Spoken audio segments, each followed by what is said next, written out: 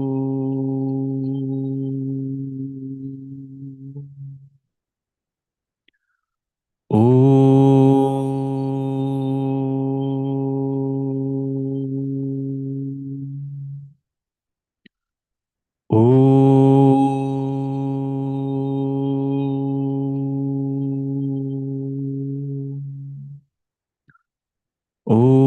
सहना भवतु सहनौ भुनक्तु सह वीर्यं करवावहै तेजस्विनावधीतमस्तु मा विद्विषावहै। ॐ शान्ति शान्ति शान्तिः। सदाशिवसमारम्भां शङ्कराचार्यमध्यमाम् अस्मदाचार्यपर्यन्तां वन्दे गुरुपरम्परां। रामो राजमणिः सदा विजयते रामं रमेशं भजे। रामेणाभिहता निशाचरचमु रामाय तस्मै नमः। रामान्नास्ति परायणं परतरं रामस्य दासोऽस्म्यहम्। रामे चित्तलयः सदा भवतु मे भो राम मामुद्धर। समस्तजनकल्याणे निरतं करुणामयं नमामि चिन्मयं देवं सद्गुरुं ब्रह्मविद्वरं सद्गुरुं ब्रह्मविद्वरम्। ॐ भद्रं कर्णेभिः शृणुयाम देवाः भद्रं पश्येमाक्षभिर्यजत्राः स्थिरैरङ्गैस्तुष्टुवागुंसस्तनूभिः व्यशेम देवहितं यदायुः। स्वस्ति न इन्द्रो वृद्धश्रवाः स्वस्ति नः पूषा विश्ववेदाः स्वस्ति नस्तार्क्ष्यो अरिष्टनेमिः स्वस्ति नो बृहस्पतिर्दधातु। ॐ शान्ति शान्ति शान्तिः। ॐ श्री चिन्मय सद्गुरवे नमः। ॐ श्री चिन्मय सद्गुरवे नमः। ॐ श्री चिन्मय सद्गुरवे नमः। ॐ श्री चिन्मय सद्गुरवे नमः। ॐ श्री चिन्मय सद्गुरवे नमः। ॐ श्री चिन्मय सद्गुरवे नमः। ॐ श्री चिन्मय सद्गुरवे नमः। ॐ श्री चिन्मय सद्गुरवे नमः। ॐ श्री चिन्मय सद्गुरवे नमः। ॐ श्री चिन्मय सद्गुरवे नमः। ॐ श्री चिन्मय सद्गुरवे नमः। Second Mundaka, second Khanda, first and second mantra. आविस्सन्निहितं गुहाचरं नाम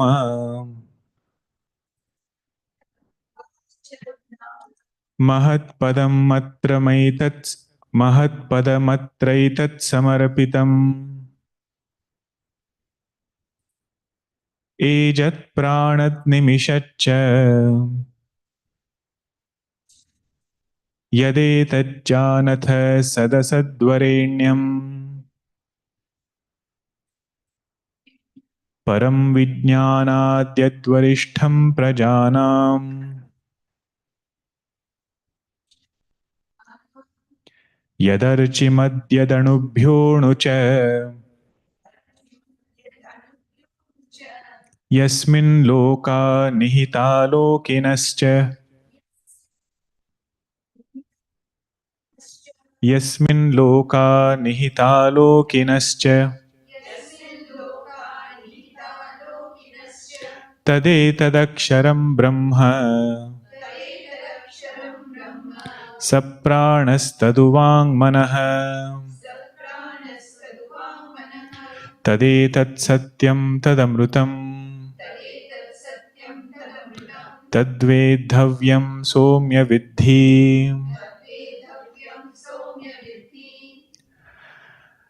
Second Mundaka, second Khanda begins with description of nature of Ishwar, nature of Akshara. Different indicators are pointed such that we can prepare ourselves for meditation. Whenever we say, I want to meditate, what should be the next immediate question? Meditate on what? There could be meditation on eyebrows, the middle of the eyebrows. There could be meditation on some chakra. There could be meditation on some other altar. In Vedanta, we say our altar of meditation is Brahman. Altar of meditation is Akshara. What is that Akshara? That is being described here. And the beauty of studying these mantras with Shankar Bhashya is, after studying in detail, when we chant these mantras, memorizing is one thing, but at least if you are able to chant it.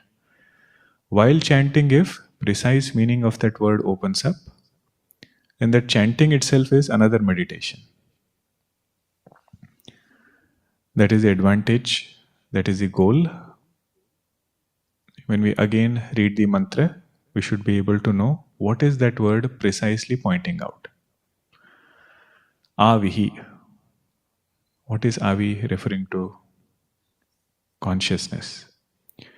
So like that, each word should open up the meaning of that word, and chanting that will become dhyanam. So second mantra we had seen, first line is refuting all notions, conceptions we can have about nature of truth. First it says, Yad Archimat, that which is of the nature of illumination like the sun. But how should we understand? It is the one because of which sun gets its ability to illumine. So you can say illuminator of sun, not illumination like sun. Illuminator of sun, that is this consciousness.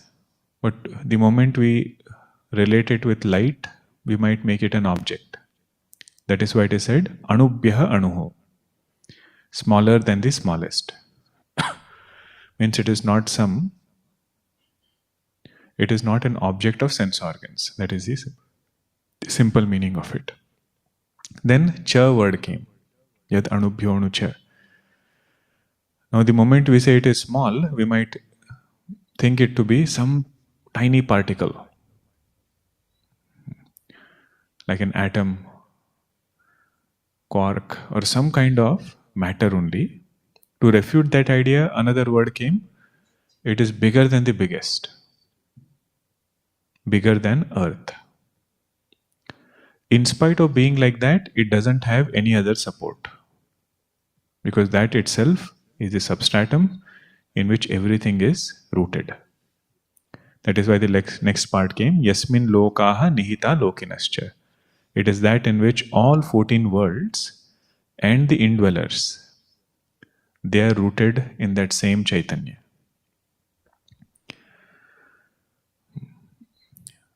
The illuminator of Brahmaji's intellect and illuminator of Jiva's intellect is one and the same. That consciousness which pervades my surrounding is the same consciousness which pervades surrounding of Brahmaloka. That is this line, Nihita Lokinascha. Everything is Chaitanya Ashrita.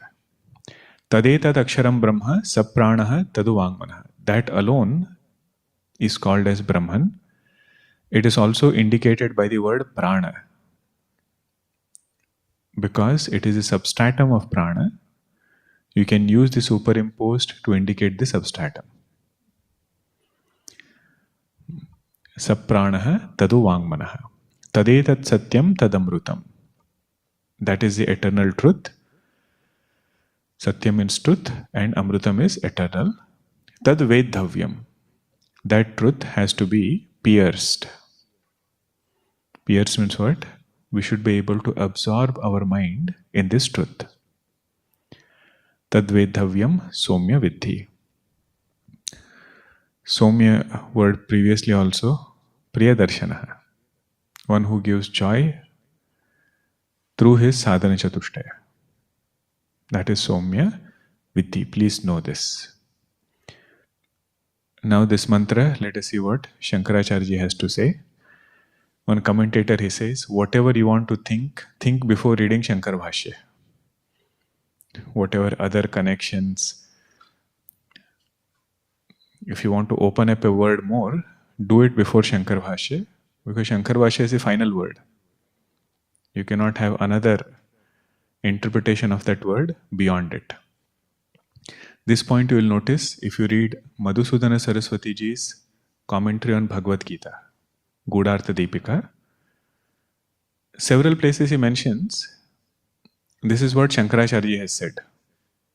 And it is very clear, I need not elaborate. So wherever there are some places which Bhagwan has not elaborated, that he will elaborate more. Second mantra, Bhashya. Kincha yadarchimad deeptimat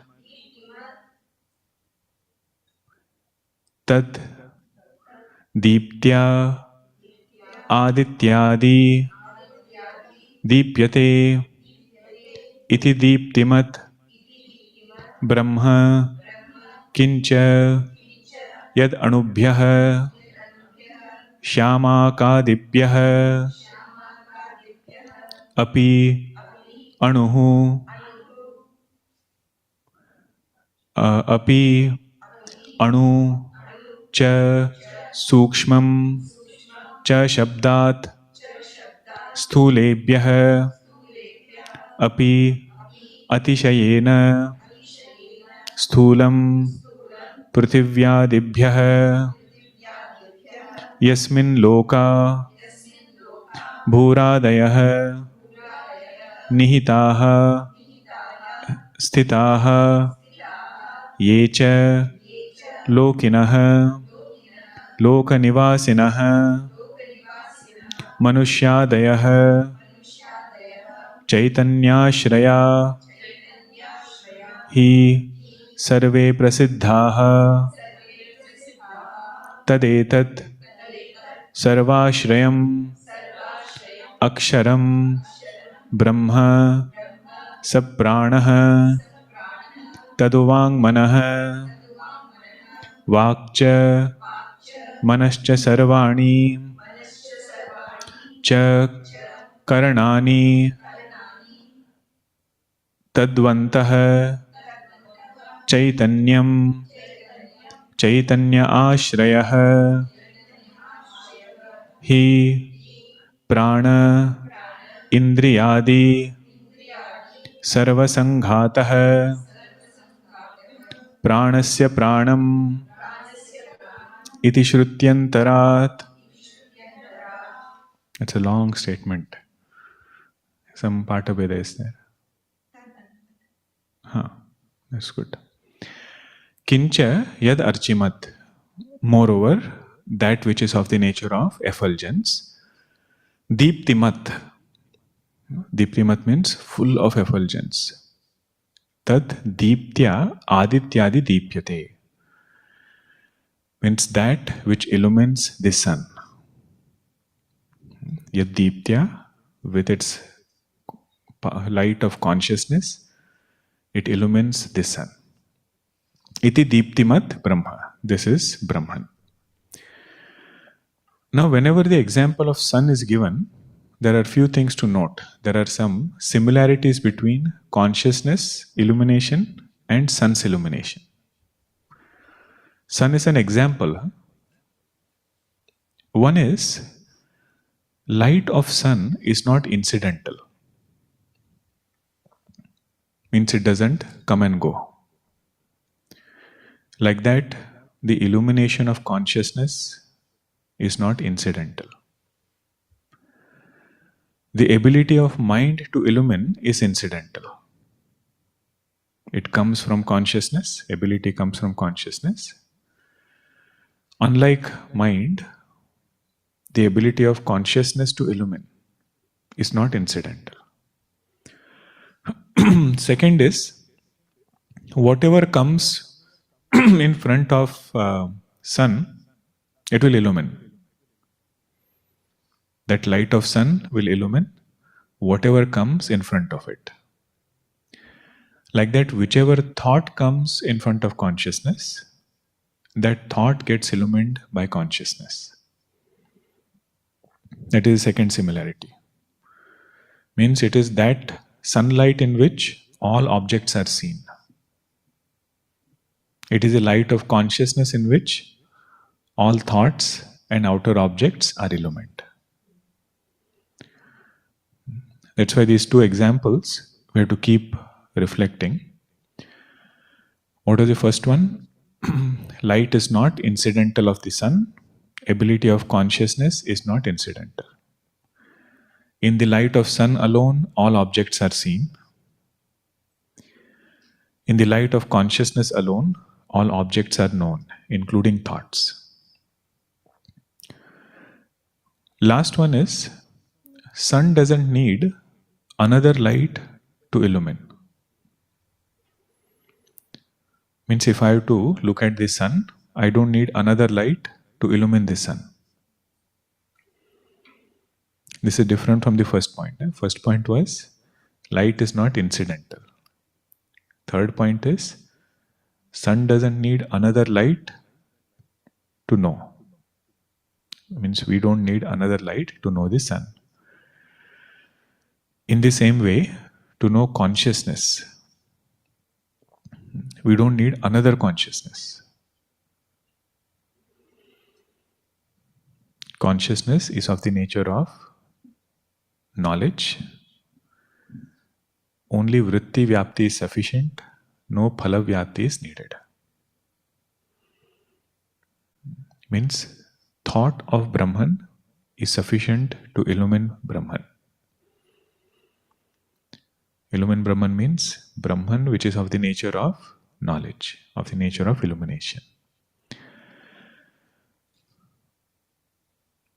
So that is the similarity between sun and consciousness. But what is the main point here?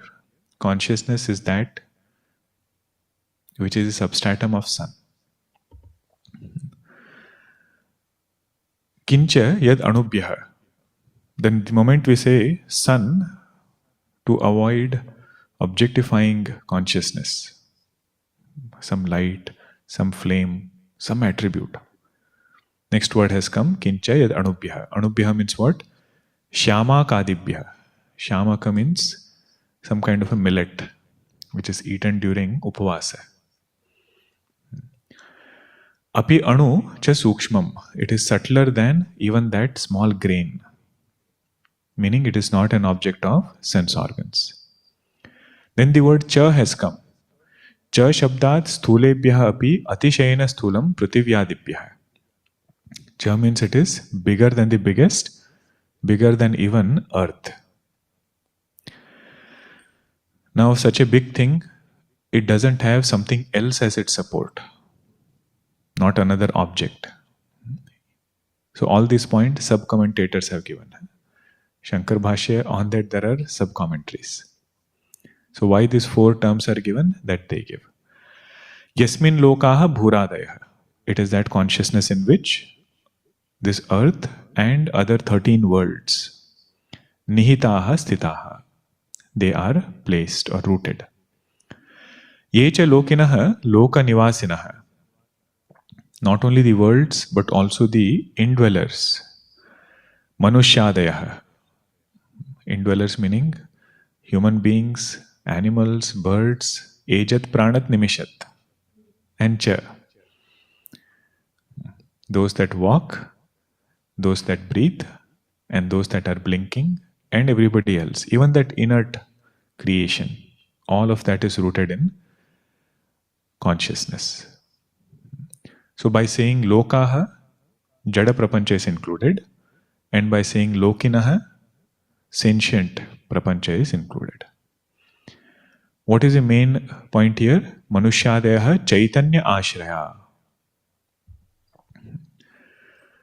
Chaitanya Ashraya means all of them are rooted in consciousness. One interesting to note is, Ashraya word comes from the root word Shri. Ashraya comes from the root word Shri. So A plus Shri, post processing happens, you get Ashraya. And meaning of the word, meaning of the root Shri in Sanskrit is Sevayam. Sevayam, to do seva. So when we say, I take Ashraya in Bhagavan, what does that mean? One is willing to wholeheartedly serve the Lord. Hanumanji's Ashraya was Bhagavan Rama. What does that mean? Wholeheartedly being available for Bhagavan Rama's work. That is another meaning of the word Ashraya. But here Ashraya primarily is in the sense of substratum, Adhisthana. Sarve prasiddha. All beings, they are rooted in this consciousness.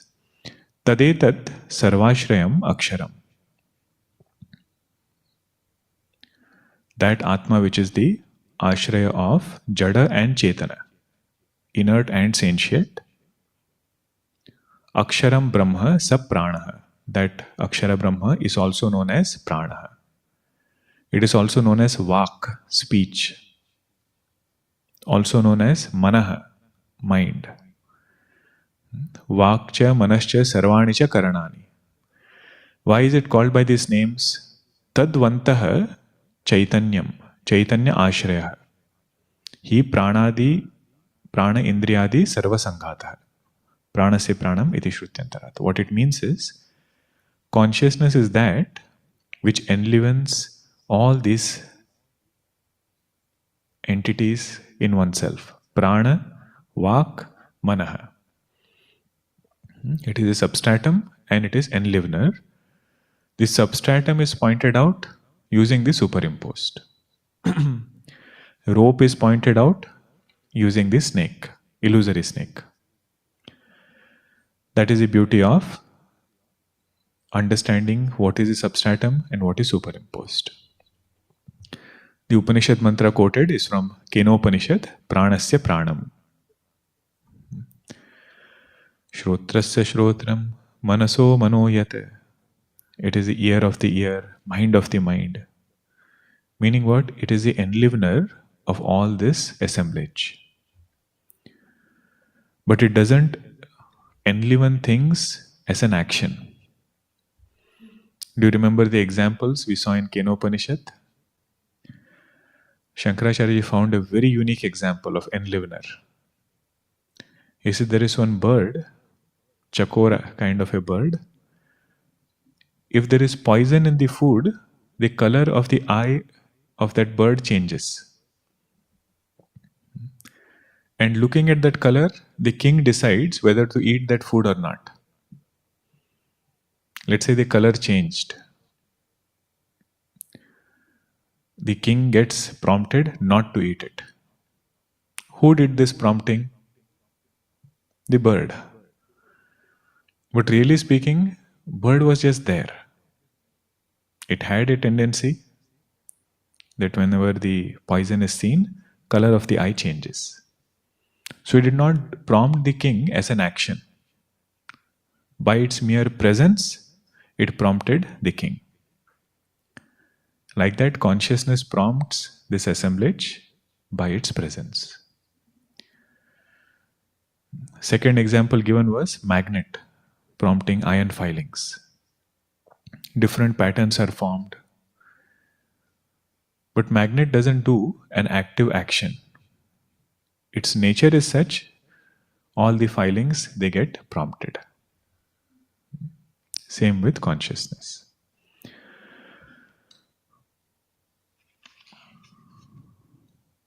Next part we have not read, right?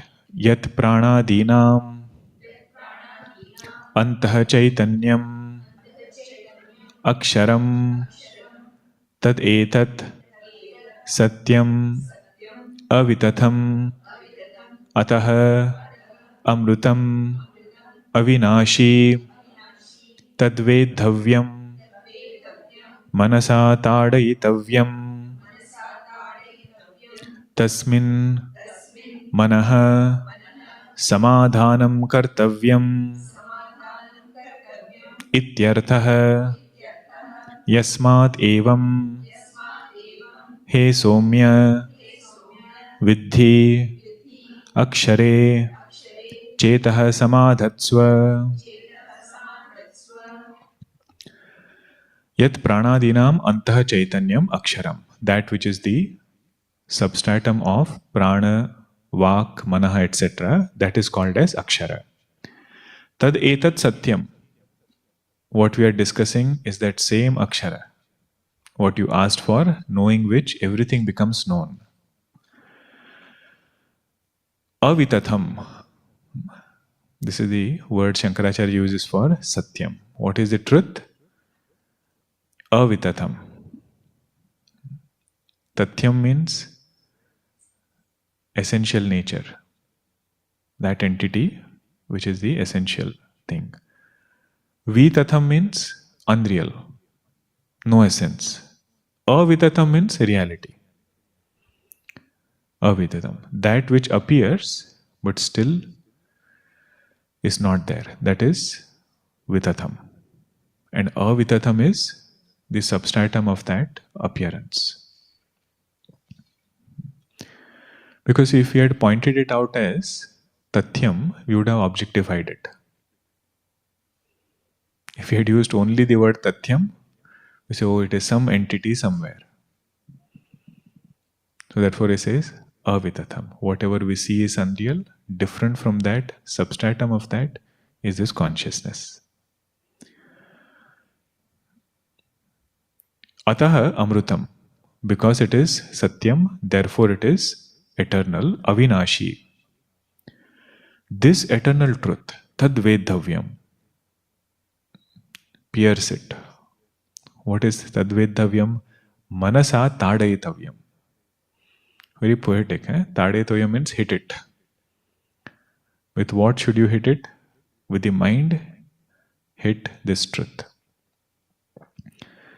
Because the metaphor of archery is going to come. So that arrow has to hit the target.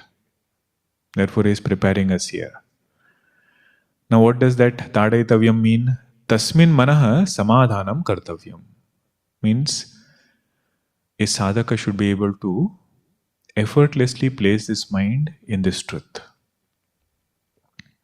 Piercing or hitting means to take the mind and place it very well in Brahman. Now again, just like we saw, samarpitam doesn't mean taking water and offering somewhere. Samadhanam doesn't mean mind was somewhere, now we have brought it and kept it in Brahman. How will you keep the snake in the rope? By knowing that it is already there. Illusory snake has to keep itself in the rope, real rope, by knowing that it is already there. So keeping mind in Brahman is to think about Brahman in the way that it is pointed out. Previous mantra and this mantra, or even Divyo Hyamurta Purushaha, whatever we saw in last khanda. That is the meaning of Samadhanam Kartavyam. Yasmad evam he somya viddhi. Akshare chetah samadhatsva.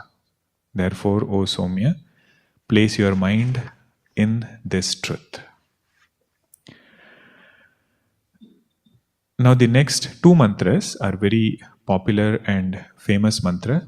Remember the background of this entire khanda.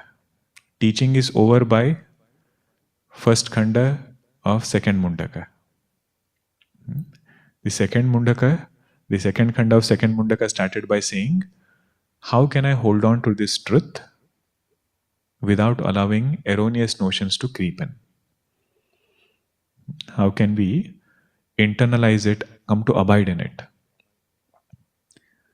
The simple answer for that is we have to meditate upon this truth. The moment we say meditate, the first question we should ask is, what should I meditate?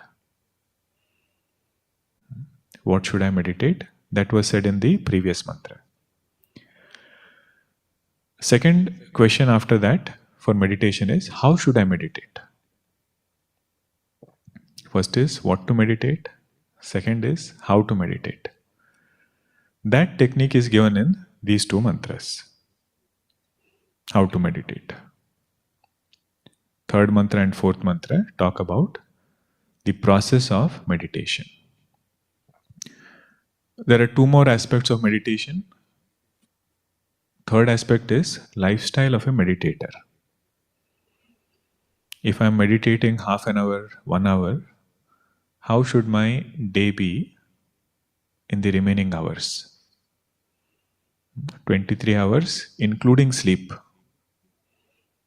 Moderation in sleep, moderation in eating, moderation in activity.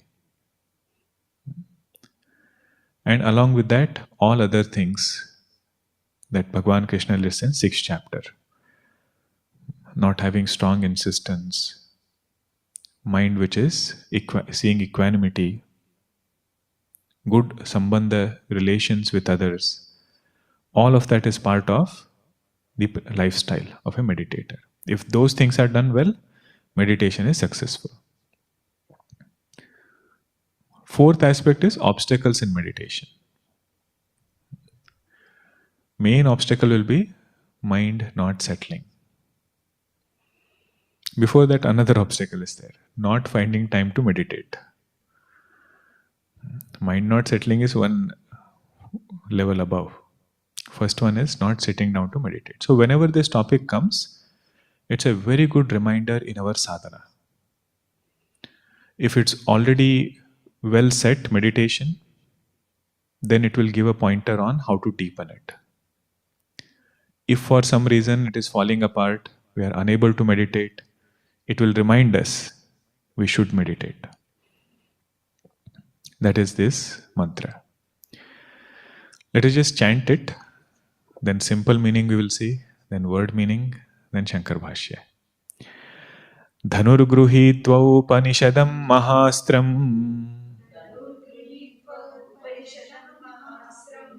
Dhanurgruhitva upanishadam mahastram. Sharam hyupasa nishitam sandhayita. Sharam hyupasa nishitam sandhayita. Ayam yatad bhavagateena cetasa. Ayam yatad bhavagateena cetasa. Lakshyam tadeva ksharam somya vidhi. Lakshyam tadeva ksharam somya vidhi.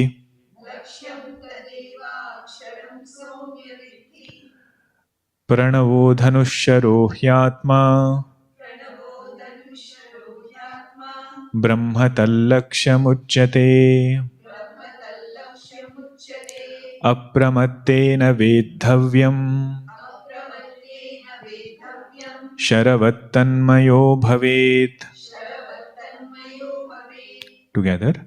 Dhanurgruhitva upanishadam mahastram. Sharam hyupasa nishitam sandhayita. Ayam yatad bhavagateena cetasa. Lakshyam aksharam somya vidhi. Pranavo dhanusharo hyatma. Brahma tallakshamuchyate. Apramatena vedhavyam. Sharavattanmayo bhavet. Simple meaning we will see. Third mantra is the metaphor. Fourth mantra is the symbolism. The archery metaphor is given in third mantra. What that metaphor symbolizes is given in fourth mantra. Dhanuhu gruhitva, having taken the bow. Dhanuhu means bow. What is this bow? Adjective is given. Upanishadam Mahastram. That bow which is greatly represented or greatly elaborated in Upanishads.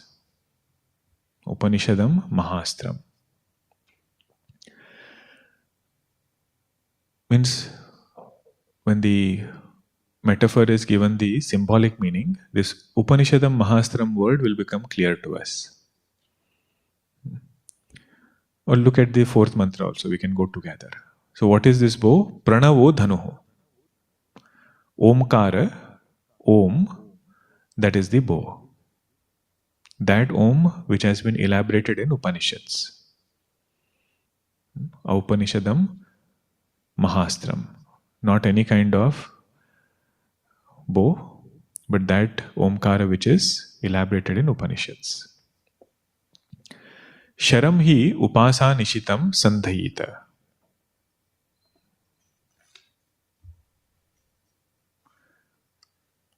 You can also take that Upanishadam Mahastram with Sharam.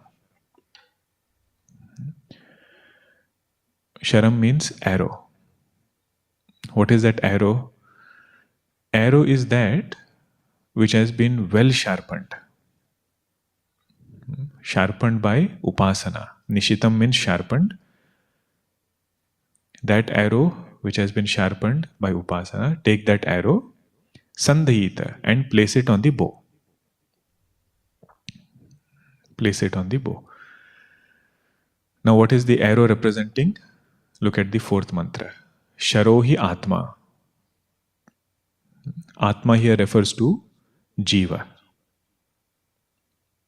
Consciousness with individual conditioning. That Jiva is the arrow. Jiva who has been very well defined in Upanishads. Sopadika nature of Jiva, which has been well defined. That arrow you take and place it on Om, which is also very well defined in Upanishads.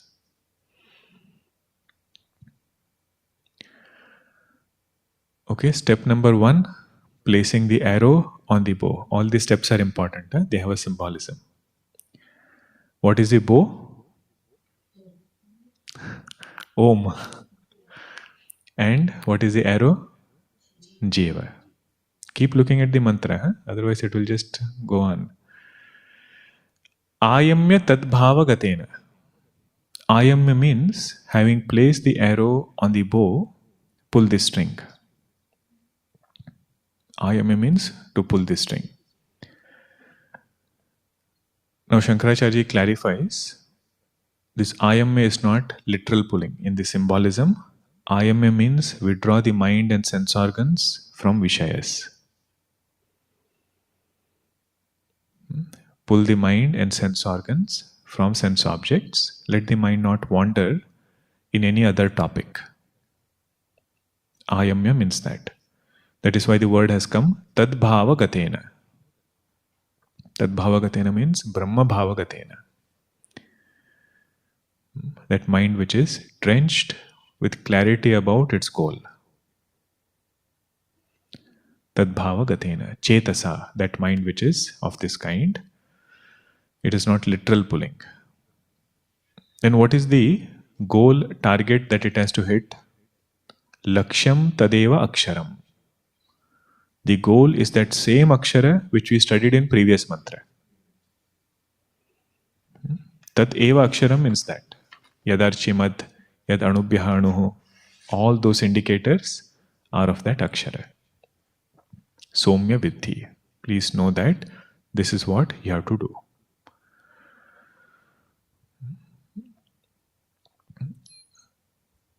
Now that fourth mantra you see, Pranavo Dhanuhu. The bow is Omkara. The arrow is Atma. Atma here refers to Jiva. And the target is Brahman. Brahma Dallaksham Uchyate. Apramattena Vedhavyam. hit the target without any inadvertence. Apramattena vedhavyam. Shankaracharya says, apramattena means without allowing the mind to become extroverted. And without allowing the mind to take shape of some other object.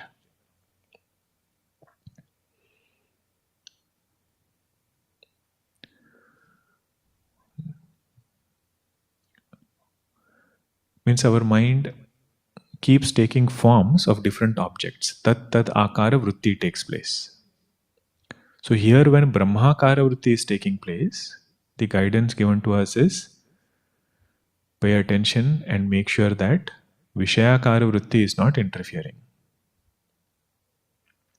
To the extent we do this, greater is the absorption in meditation. Apramatena vedhavyam means that. Means with vairagya, let the mind not crave for other objects. One part is mind naturally goes somewhere. And second is it craves for certain things. Means at the seat of meditation, if you think of, let us say, an elephant. Okay, you had seen it somewhere in the circus, that elephant comes. Now that is called as mind taking Vishayakara vritti. That elephant has come, you are not craving for it, but that thought has come now. So Brahmakara vritti is khandita. And there are certain things that we crave for, Trishna. Shankaracharya used both these words, Bahya Vishaya Jnana and Trishna. Bahya Vishaya Jnana means like some object coming, we don't have desire for it, but it is sufficient to disturb our meditation. And Trishna is strong desire for it. This is apramattena. At least during that time of meditation, don't allow other thoughts to interfere. Then you have put the arrow on the bow, you have pulled the string, now you have to release the arrow. Otherwise, what is the point? You have the best bow, best arrow, but you pull it and again keep it down. Becoming one with the target is the next step. Means what? Arrow has to be released and it has to become one with the target. That is the last part. Sharavat tanmayo bhavet. Become one with the target. Mind is absorbed in the self. Sorry. That is the beauty of this metaphor. Sharavat tanmayo bhavet. Mind not becoming Vishayakara, absorbing in the self. Now there is one technical concept here, which will clarify this mantra to a great extent and help us in our meditation also. For this you need the vocabulary of Vedanta Sara.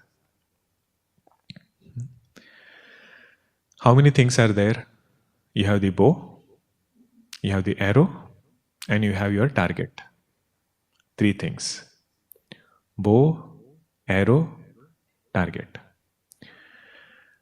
Now we have seen these words before. One word is Tatpada Vachyartha.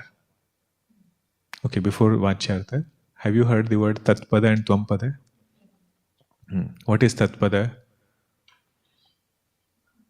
When consciousness is indicated through total conditioning. That is Tatpada, that. So in the Mahavakya, that thou art, that refers to Tat. That refers to Tat. Totality. Also known as Bhagavan. Ishvara. Also known as Om. So that consciousness which is conditioned by waking, dream and deep sleep. The state and the abhimani of that state. In state, all objects are included. And the one who is owning up that state, Abhimani of that state, all three of them put together, that is called as Om. How many states are there? Jagrat, Swapna, Sushupti, waking, dream, and deep sleep. So consciousness conditioned by waking, dream, and deep sleep, that consciousness is called as Om. Or you can say that consciousness which is conditioned by total gross creation, total subtle creation, and total causal creation, that consciousness is Tatpada Vachyartha. If you include conditioning, it becomes Vachyartha. Consciousness plus total conditioning is Vachyartha. Consciousness minus conditioning, if you are only pointing out to consciousness, that is Lakshyartha. This point we had seen in Vedanta Sara. Conditionings were described elaborately. What is total gross conditioning, total subtle conditioning, and total causal conditioning. And names were also given. Virata, Hiranyagarbha, Ishvara.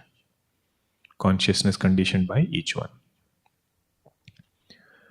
But they are not three different things.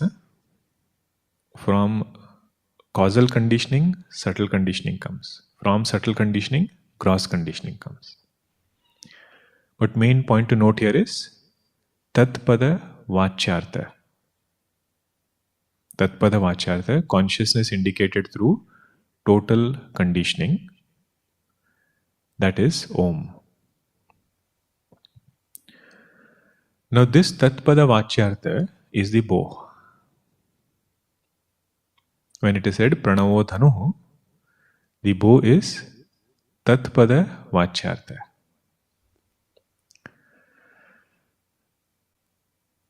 Next you come to Tvampada. Tvampada is Jiva. Jiva along with the consciousness along with individual conditioning is called as Tvampada Vachyartha. That consciousness along with Stula Sharira, Sukshma Sharira, Karana Sharira together is called as Tvampada Vachyartha. Vachyartha means literal meaning. But we should make sure to include consciousness there. In literal meaning, consciousness is also included. If you point out only to consciousness minus individual conditioning, that is called as Tvampada Lakshyartha. Is Tatpada Lakshyartha different than Tvampada Lakshyartha? No, it is one and the same. That is Mahavakya. If you try to equate them at Vachyartha level, it becomes Upasana. Jiva is nowhere close to Ishvara compared with conditioning, when compared with conditioning. But when Jiva says, I am one with the Lord, what he means is, only Lord's conditionings are there. Because of ignorance, I thought these conditionings to be different. But when Vedantic oneness is pointed out, that is not Upasana, that is a matter of fact. Tvampada, Tatpada. Arrow? Okay, don't go with that arrow yet. Tvampada, Tatpada. Tatpada you have Vachyartha and Lakshyartha. What is Vachyartha of Tatpada? Consciousness plus total conditioning. What is Vachyartha of Tvampada? Consciousness plus individual conditioning. Lakshyartha is the same for both. You don't have Tvampada Lakshyartha different than Tatpada Lakshyartha. Now our bow is Tatpada Vachyartha, Pranavaha.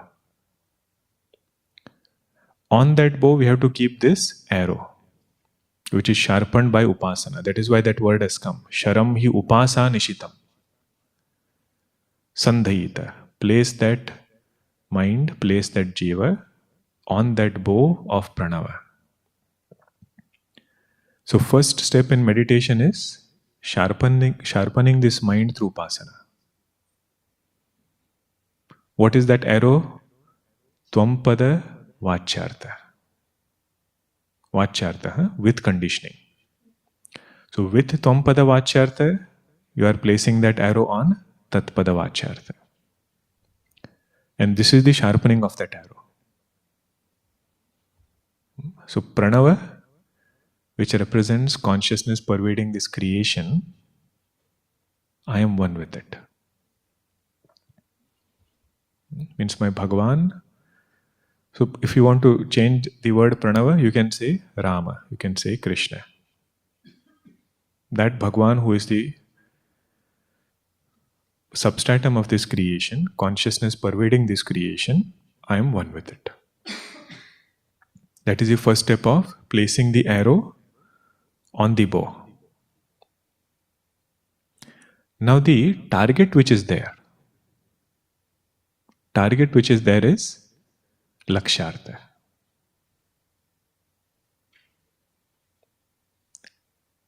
The target that we need to hit is lakshartha.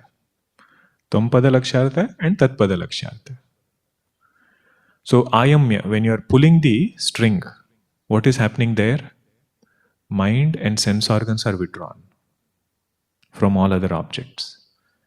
And releasing that arrow is dropping conditionings. Because what was the arrow first?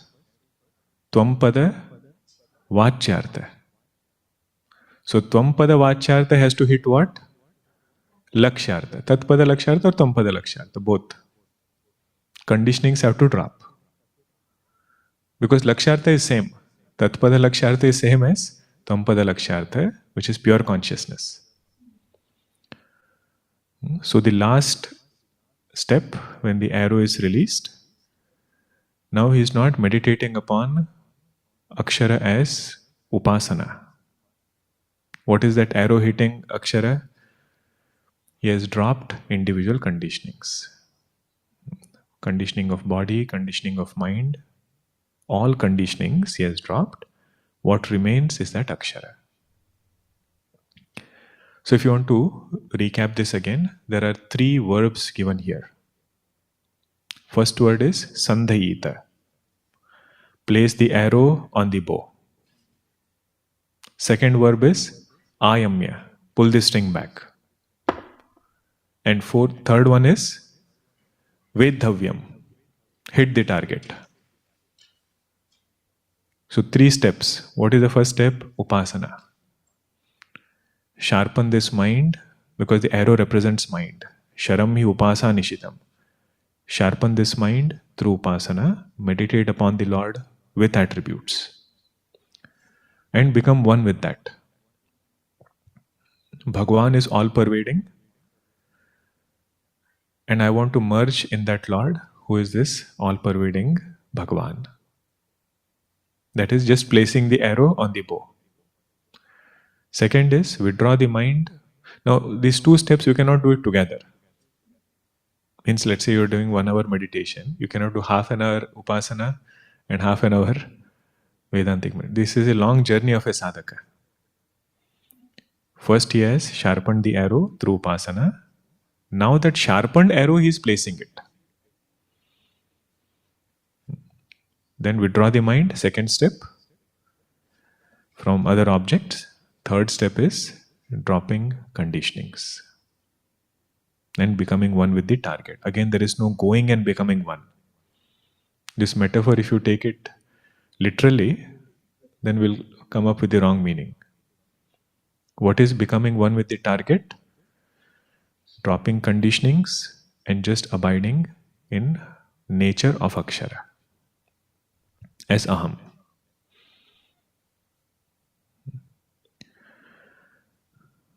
Now again you see 3 questions of meditation. What is the first question?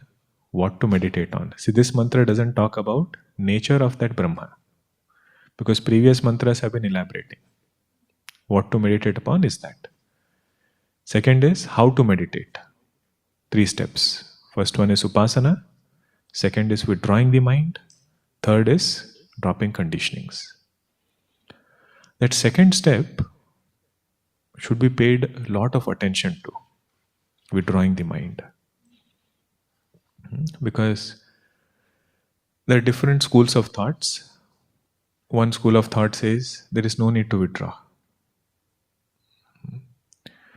See, if listening to scriptures, listening to Mahavakya, if it had done all the work, there is no need to go further.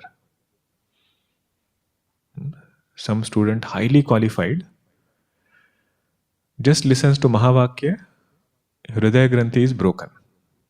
Nothing more is needed. But let's say if that doesn't happen, then a very beautiful method is given such that we reach the goal. What is our main point? We should reach the goal. Which route you take is not important. So we have to ask ourselves, for me, do I need meditation or not? If answer is yes, then let us pay attention to that. What is the point in discussing whether meditation is needed or not?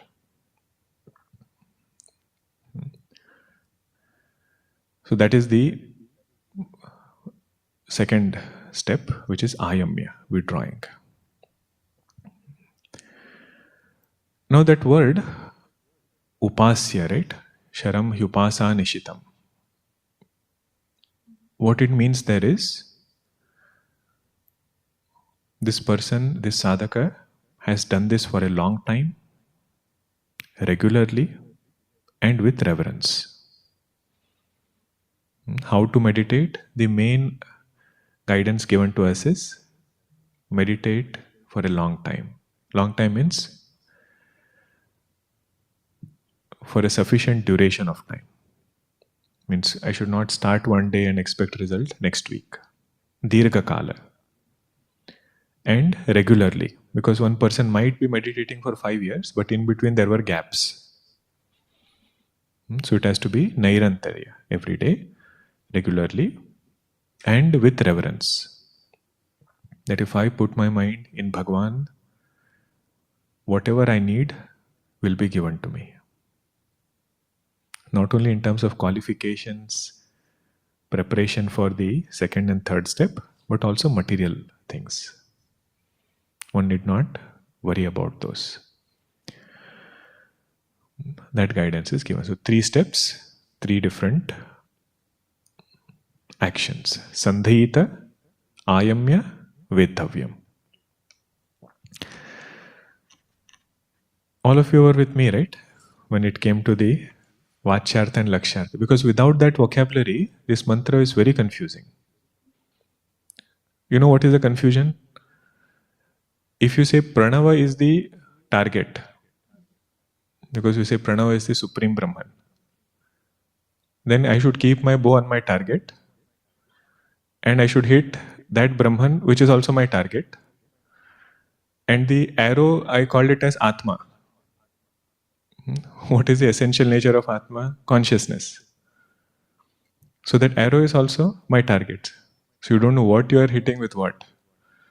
What is the arrow? What is the target? What is the bow? So this Vachyartha Lakshyartha is very helpful. So if you want to go back to Vedanta Sara and just look at that portion. Tatpada Vachyartha, Tatpada Lakshyartha. And see that Upasana Aikyam is also given there. Okay. Om Purnamada Purnamidam Purnat Purnamudachyate Purnasya Purnamadaya Purnameva Vashishyate. Om Shanti Shanti Shanti. Harihi Om Shri Gurubhyo Namaha. Harihi Om. Hari Om, everyone.